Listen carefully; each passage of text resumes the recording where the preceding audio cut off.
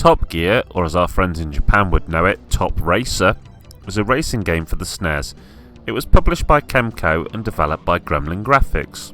It was one of the first racing games to be released on the Super NES, so when it came out it was immediately popular. Everyone I knew back then seemed to have either this or Exhaust Heat, with the lucky and truly dedicated having both. Top Gear and its two sequels, Top Gear 2 and Top Gear 3000, were created by the same developers as the famous Lotus games which had been released earlier on the Amiga and Sega Mega Drive. It's important to note before anyone gets too excited that this game has no connection to the TV show with the same name. The good points in this game are that it feels very fast. I hadn't played it for a fair few years, and when I started playing it to review it, I was very surprised at how fast it felt. It's also very bumpy in a way which is kind of hard to explain, but it's worth noting because I remember that back in the day a few people I knew couldn't play it because when it was in motion it made them feel sick. I love it, it actually helps to make you feel like you're in there racing. But it's important to note before anyone goes out and pays for this game, it might be worth watching some of this footage to see if it affects you. When I first tried playing this after deciding I'd review it, I lost my first few races, which meant that instead of progressing I kept seeing the starting screen again and again, but I soon realised that I wasn't laying proper attention to my gears. You don't get to choose a car or buy add-ons for it, to even mess with its handling and tyres. If this is something that's important to you, then you're probably better off with Exhaust Heat. Once I started paying attention though, I soon found that I was up there fighting for pole position again and again. This is when the game began to really get fun. But just when I thought I'd seen it all, when I thought I'd had it in the bag, that's when things changed a little bit. I had noticed that there were pit stops, but I'd never seen the need to use them.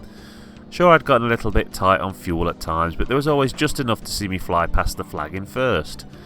You see, short races don't really require a pit stop and refuelling, but the lengthier ones will see you come into an abrupt halt halfway round the track in one of your later laps if you're not careful.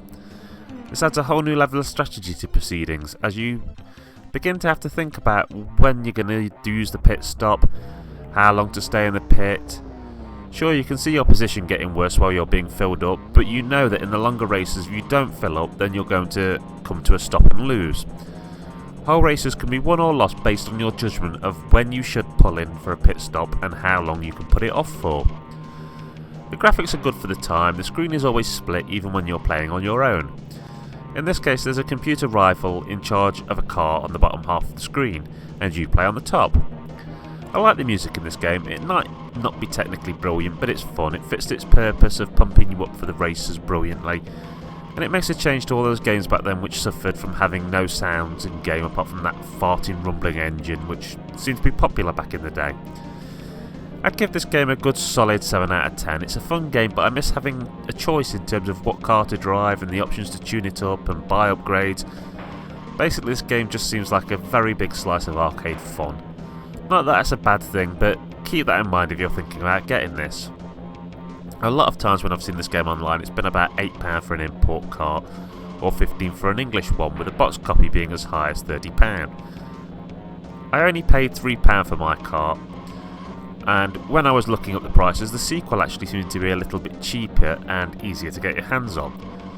And they're very similar games, so that might be worth keeping in mind. Okay, thank you very much, hope you enjoyed the review.